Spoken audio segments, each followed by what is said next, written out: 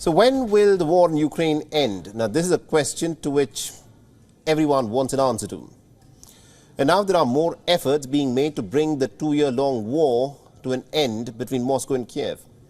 Now, imagine this scenario: the Russian President Vladimir Putin sharing a table with the Ukrainian President Volodymyr Zelensky. The plan is something similar to this. But can it happen?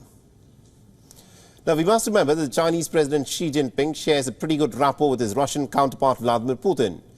And according to a report filed by the South China Morning Post, China and Switzerland are pushing for Russia to be invited to Swiss-held talks. And these talks are aimed at bringing an eventual end to the war in Ukraine. And this comes as back in January, the Swiss government had agreed to host a peace summit of world leaders at the request of Ukraine.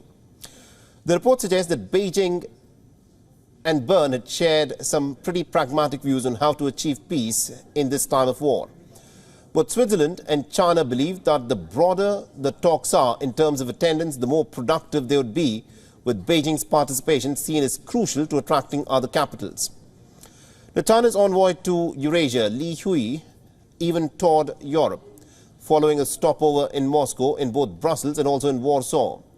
The Chinese envoy floated the possibility of Russia attending the talks, but he made it clear that Moscow had two preconditions. And these are that the West should in fact stop shipping arms to Ukraine, and secondly, the Ukrainian president should cancel a decree signed in October 2022 declaring that talks with Russian President Vladimir Putin are simply impossible, after Moscow proclaimed 4 occupied regions of Ukraine to be part of Russia. Now, according to the report, various countries in the European Union believe that Ukraine will never agree to Russia's terms if Putin remains intent on marching on Kyiv. It still remains unclear whether Kyiv could be moved to invite Russia to the summit. But it's pretty unlikely that Kyiv or Moscow would accept the other side's conditions to sit down together for talks.